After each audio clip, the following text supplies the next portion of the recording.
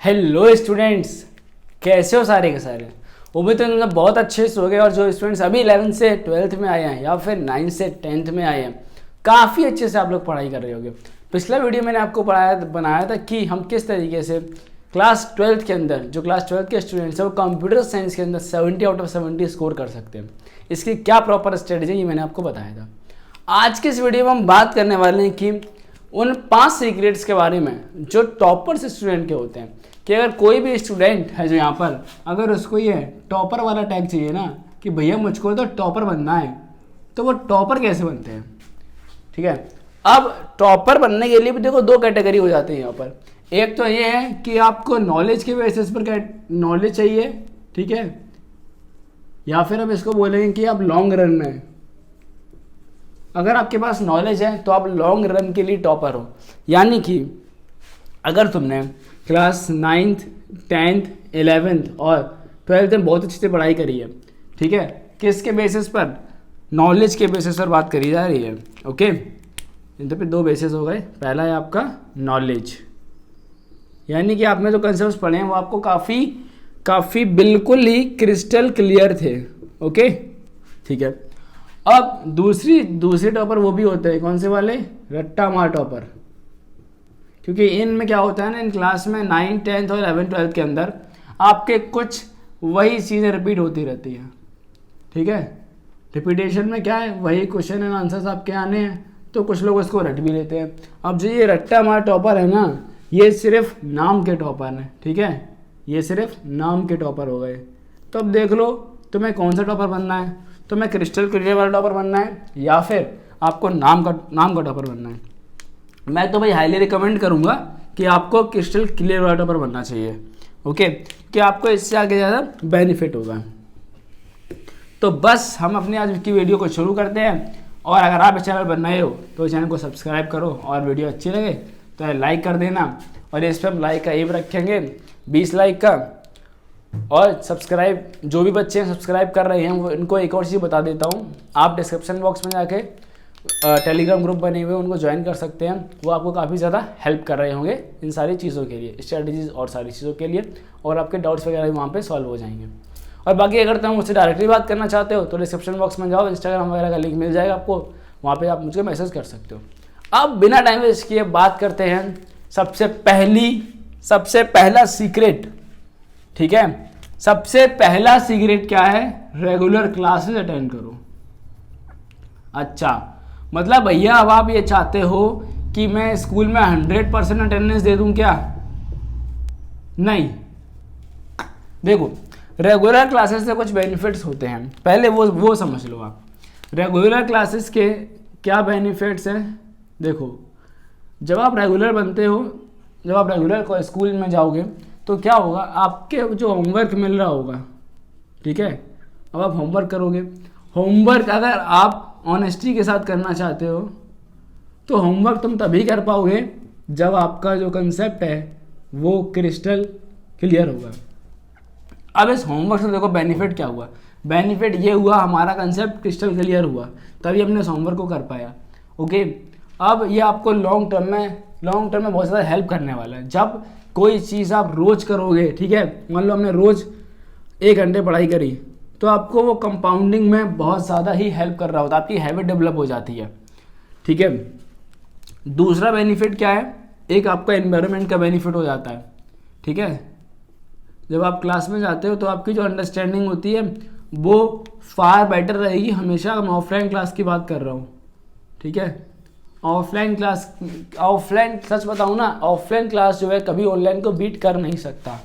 ठीक है, अगर हम ऑफलाइन वर्सेस ऑनलाइन की बात कर लें तो ऑफलाइन कभी भी इस ऑनलाइन को बीट नहीं कर पाएगा।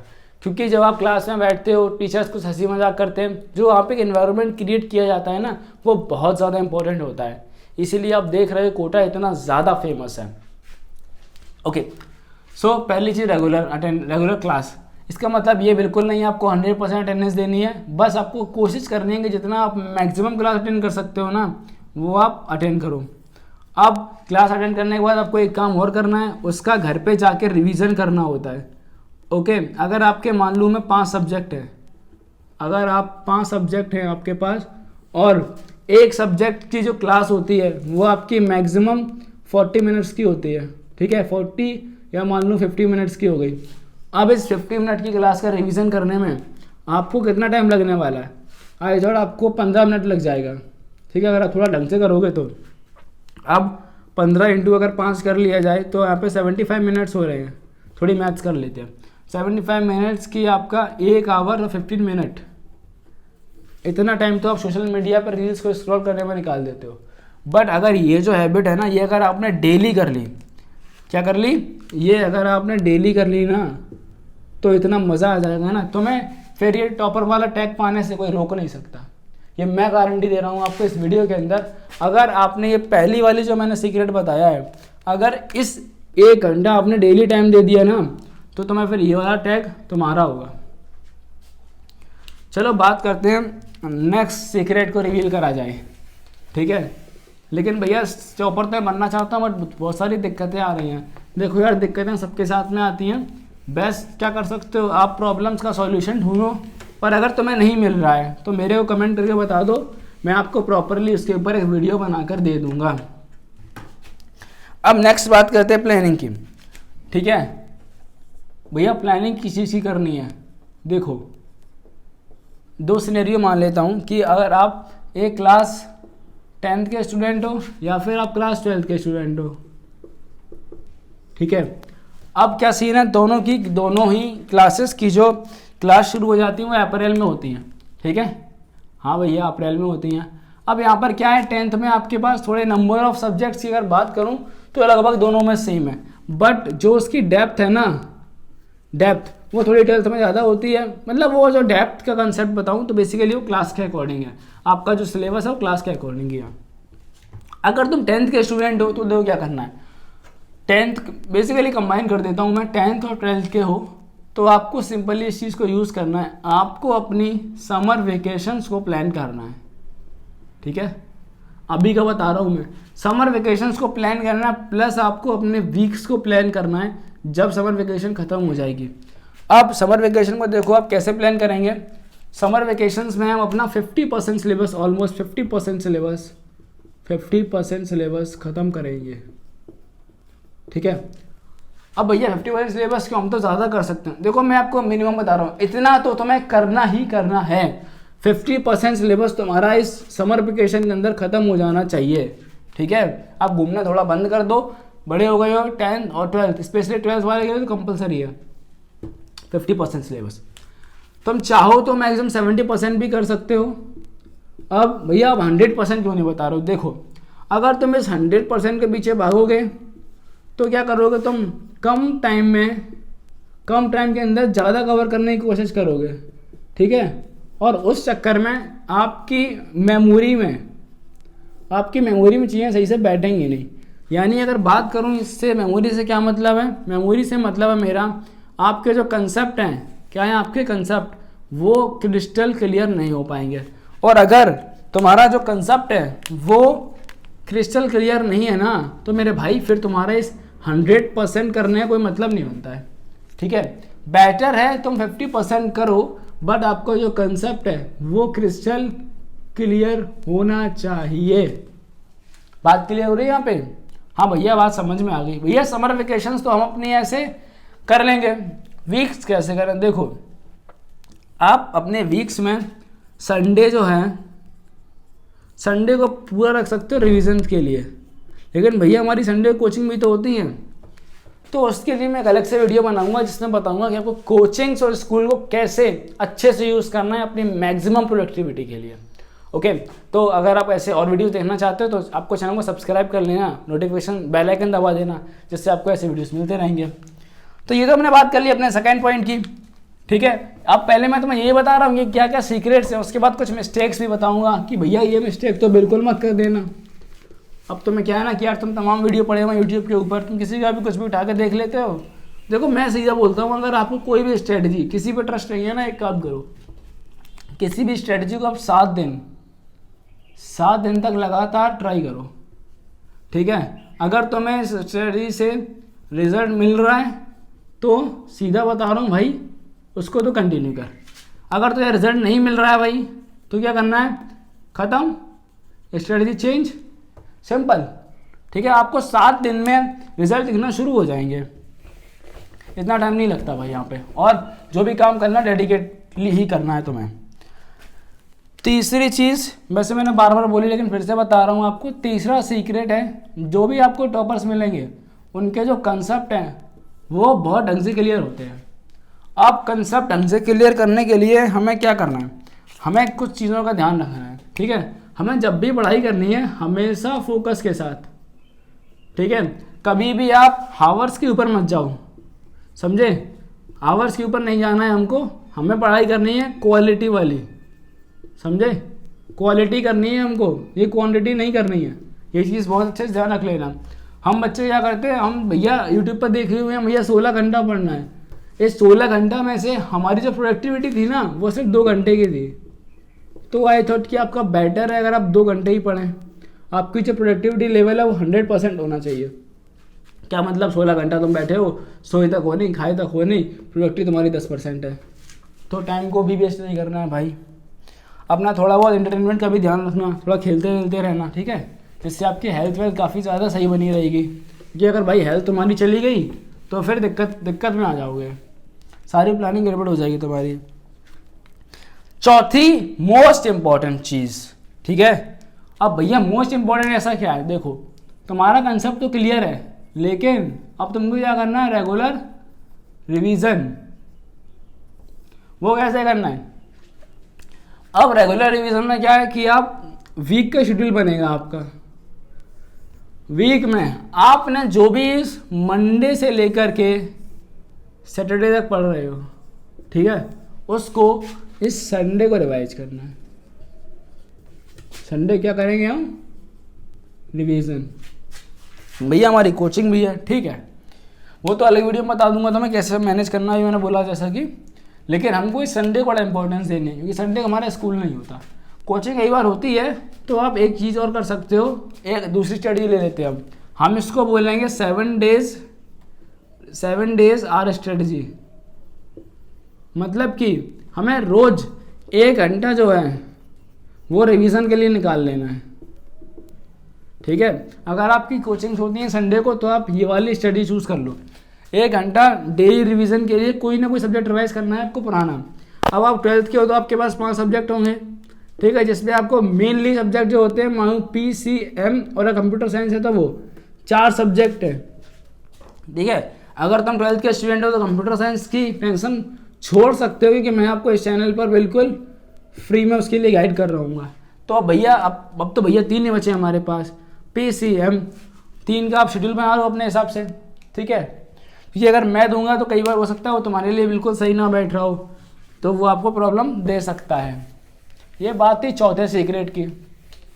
अब जो 5वां सीक्रेट है वो रिवीजन से ज़्यादा इंपॉर्टेंट है। अब देखो रिवीजन में और उसमें फ़र्क क्या है, क्योंकि हम कई बार ये नहीं समझ पाते हैं कि चीज़ों में फ़र्क क्या है। जब तक फ़र्क नहीं समझेंगे काम नहीं बनेगा। 5वां पॉइंट की बात हो रही है यहाँ पर, 5वां सीक्रेट है कि हमको प्रैक्टिस करनी है। अब देखो सबसे पहले समझो कि प्रैक्टिस और रिवीजन में फ़र्क क्या है। प्रैक्टिस में आपका कंसेप्ट क्लियर होना चाहिए, ठीक है, और आपको उस पर नंबर ऑफ क्वेश्चंस जो हैं वो ज़्यादा प्रैक्टिस करने होते हैं। ठीक है, नंबर ऑफ क्वेश्चन ज़्यादा लगाने होते हैं। रिवीजन में क्या है ना, रिवीजन में आप कंसेप्ट को क्लियर नहीं करते हो, आप कंसेप्ट को रिवाइज करते हो। ठीक है, और वहाँ पे रिवीजन में आपके जो नंबर ऑफ क्वेश्चन जब आप रिवाइज करोगे तो वो लेस हो जाएंगे। ठीक है, नंबर ऑफ क्वेश्चन जो है वो वहाँ पे कम लगते हैं। तो प्रैक्टिस हम भैया कैसे करनी है, देखो प्रैक्टिस करने भी कुछ चीज़ है। आप मान लो हमने कोई टॉपिक पढ़ा, ये हमारा टॉपिक नंबर A, ठीक है, अब इसकी अगर मैं कंप्यूटर साइंस की बात कर लेता हूँ यहाँ पर CS की, तो सबसे पहले हमको कंसेप्ट पढ़ना है। कंसेप्ट के बाद क्या करना है, स्टेप नंबर 2 है। नंबर 2 जो बुक के एक्सरसाइज के क्वेश्चंस हैं सबसे पहले हमको वो सॉल्व करने हैं। ठीक है, और फिर नेक्स्ट क्या रहेगा, नेक्स्ट आपको जो लगाना है प्रीवियस ईयर क्वेश्चंस। हमेशा मैंने प्रीवियस ईयर क्वेश्चंस को अपनी हर स्ट्रेटजी में रखा है। भैया आप ऐसा हमेशा क्यों करते हो? देखो, जो प्रीवियस ईयर क्वेश्चंस होते हैं उसके आपके दो बेनिफिट हैं। पहला, आपको ये पता चल जाएगा कि आंसर का जो टाइप, अब इसको बोल सकते हैं क्वेश्चन आंसर का टाइप, और दूसरा आपको पता चल जाएगा आंसर राइटिंग। अब आंसर राइटिंग कैसे पता चलेगी? जब आप इस प्रीवियस ईयर के जब आप सॉल्यूशन देखोगे ना, आपको पता चल जाएगा आंसर कैसे लिखना है। और हमें यही तो सीखना है कि किस टाइप का क्वेश्चन पेपर में आने वाला है और कैसे आंसर लिखना है। आंसर राइटिंग की तो बहुत अच्छी चीज़ है। अब कैसे आंसर लिखा जाता है इस पर वीडियो बनाया था, लेकिन फिर से आपके लिए अच्छा सा वीडियो बनाऊंगा। तो यहाँ तक तो भाई मैंने बात कर दी आपके लिए 5 सीक्रेट्स, और अब बात करने वाला हूँ कि कौन कौन सी गलतियां हमको बिल्कुल नहीं करनी है। ठीक है, ये तो भाई बिल्कुल मत करना, सच बता रहा हूँ मैं। सबसे पहला हमको शौक हो गया है लास्ट मोमेंट पर पढ़ने का। अब ये तो गलती क्यों नहीं करनी भैया? हमने तो, अगर आप 12th में हो ना, तो भैया हमने 10th में पढ़ा था, लास्ट मोमेंट हमारे नंबर आ गए। बिल्कुल सही बात है, लेकिन क्या आज तक तुम्हें वो कंसेप्ट क्लियर है? तुमने जो नंबर पाए थे, जो आपके जो मार्क्स आए थे, ठीक है, वो कैसे आए थे? रट्टा मार के। मैंने स्टार्टिंग में बताया था रट्टा मारने से बेनिफिट नहीं है लॉन्ग टर्म के लिए। हाँ, ये आपको शॉर्ट टर्म के लिए बेनिफिट दे देगा। ठीक है, तो ये अगर आप, जब आपके पास क्या है, अभी तो तुम्हारे पास टाइम है ना, टाइम है, तो फिर किसके लिए पढ़ेंगे? हम पढ़ेंगे लॉन्ग टर्म के लिए। ठीक है, क्योंकि देखो अब क्या हो गया है ना, आपका जो पैटर्न है वो हो गया है चेंज। यानी कि 1 ईयर में, 1 साल में आपका एक ही एग्ज़ाम होगा, और वो भी सीधा होगा फाइनल। अब तुम एक बात बताओ, लास्ट मोमेंट पे आप कितने सब्जेक्ट्स का रट्टा मार लोगे? और क्या गारंटी है कि उस रट्टा मारने के बाद में वो सब्जेक्ट्स आपको याद रहने वाले हैं? ठीक है, तो ये बहुत ज़्यादा रिस्क वाला काम है भाई, वैसा बिल्कुल मत करना यार। स्टार्टिंग से पढ़ते चलो। मैं एक चीज़ बताता हूँ, तुम डेली पढ़ो, कम पढ़ो बट डेली पढ़ो। डेली पढ़ने में फ़ायदा है। मैं नहीं कहूँगा तुम दिन के 10 घंटे पढ़ो। अगर भाई तू 4 पढ़ रहा है ना, बट डेली पढ़। 4 पढ़ रहा है, डेली पढ़, कोई दिक्कत नहीं है, 4 में भी तेरा हो जाएगा। लेकिन 4 में तेरी प्रोडक्टिविटी 100% होनी चाहिए। ये नहीं कि भाई तू 4 में ही पबजी चला रहा है, फेसबुक चला रहा है, इंस्टाग्राम चला रहा है, तो नहीं। समझ रहे इस बात को? अब अगली मिस्टेक क्या है कि मिस्टेक्स मान लो जब हमने प्रीवियस ईयर सॉल्व किए थे, तो प्रीवियस ईयर क्या बेनिफिट थे भैया? आपने बताया था, क्या पता चलेगा?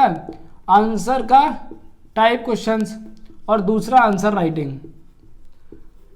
अगर मान लो तुम्हारा जो ये आंसर है गलत हो रहा है, क्या हो रहा है? गलत। तो हमको अब ये सीखना, जब हम अगली बार इसको सॉल्व कर रहे हैं, कि इसका जो करेक्ट मेथड है क्या है, करेक्ट मेथड वो क्या है, और इस करेक्ट मेथड को हमको क्या करना है? इम्प्लीमेंट करना है। ठीक है, जब तक हम इम्प्लीमेंट नहीं करेंगे तब तक इस गलत के पता चलने का कोई मतलब नहीं है। और ये चीज़ बोली जाती है कि अगर आप दूसरों को गलती से नहीं सीख रहे हो तो अपना टाइम वेस्ट कर रहे हो। ठीक है, जब भी तुम्हें कोई सीनियर्स की एडवाइस मिले ना, तो उसको देखो। और मैंने बताया था 7 डेज फार्मूला अभी तुमको। ठीक है, 7 दिन तक उसको देखो, अगर वो काम कर रही है तो ठीक है, उसको अप्लाई करो, वरना चेंज कर लो। मैं आपको बताता हूँ, मैंने ऐसे ही पढ़ के स्ट्रेटजीज का यूज़ करके 84% मेरा आया था क्लास 12th में, और अकेले कंप्यूटर साइंस में 96% था मेरा। ठीक है, तो उसका तो मैंने पिछले वीडियो में बताया था आपको 70/70 कैसे स्कोर करा जाएगा। और लास्ट तो यार बड़ी अच्छी सी ट्रिक है, इसको आप मिस्टेक बोल सकते हो, ट्रिक बोल सकते हो, जो बोलना चाहो बोल सकते हो। लास्ट है यार, देखो वर्क हार्ड नहीं करना। मैं आपको पहले ही बता रहा हूँ, तुम इंसान हो, गधे नहीं हो। आपको स्मार्ट वर्क करना है। अभी स्मार्ट वर्क कैसे किया जाता है मैंने तुम्हें बताया। आपके पास एक प्रॉपर टाइम टेबल होना चाहिए। ठीक है, इस टाइम टेबल को आप ऐसे बोल सकते हो, प्लानिंग होनी चाहिए आपके पास प्रॉपर। प्लानिंग के बाद आपके जो कंसेप्ट है, जो तुम्हारे कंसेप्ट है वो क्लियर होनी चाहिए, और तुमने अच्छा खासा रिवीजन करा होना चाहिए। और रिवीजन के बाद प्रीवियस ईयर क्वेश्चंस को सॉल्व करना, प्रीवियस ईयर पे हमेशा जोर डालना। और एक और चीज़ बता दूं, प्रीवियस ईयर की बात कर रहा हूँ ना, कई बार क्वेश्चन क्या होते हैं बेटा, रिपीट होते हैं। समझ रहे हैं भाई? कई बार question as it is repeat होते हैं, एज इट इज। और कई बार क्या होता है ना, सिर्फ उसमें वैल्यू जो है वो तुम्हारी चेंज हो रही होती है। तो सोचो इतनी अच्छी चीज़ है, आप पेपर देने जा रहे हो, पेपर से पहले तुम्हें सवाल पता है, उसका आंसर पता है कैसे लिखना है, तो नंबर तो अच्छे आ ही जाएंगे फिर। तो बस आज की वीडियो में इतना ही, और हम बात करेंगे नेक्स्ट वीडियो में ऐसे ही और एक इंटरेस्टिंग टॉपिक के बारे में जो कि आपकी प्रोडक्टिविटी और आपके मार्क्स को बढ़ाएगा। तो बस इस चैनल को सब्सक्राइब करना, वीडियो पसंद है तो लाइक जरूर करना और अपने सभी दोस्तों तक शेयर कर दो, ताकि देखो यार, अगर तुम इसमें से 10 दोस्तों को भी शेयर करोगे ना, तो भाई उनमें से कोई एक ही तुम्हारा दोस्त होगा जो शायद इस पर इंप्लीमेंट कर ले जाएगा। ये मत सोचो कि यार वो टॉप कर जाएगा तो क्या होगा, तुम परेशान मत हो। यहाँ पर जो इसकी बात होती है ना बेटा, कंसिस्टेंसी, समझ रहे हैं मेरे भाई, जो इस कंसिस्टेंसी गेम है ना, ये जो खेल गया, जो कंसिस्टेंसी गेम खेल गया, वो कहीं पे भी काम कर सकता है, कहीं पे भी नंबर स्कोर कर सकता है। मैं जेई तक की बात कर रहा हूँ, जेई में तो बहुत इंपॉर्टेंट है कंसिस्टेंसी। तो बस ऐसे तुम पढ़ाई करते रहो, मिलेंगे हम ऐसी नेक्स्ट वीडियो में।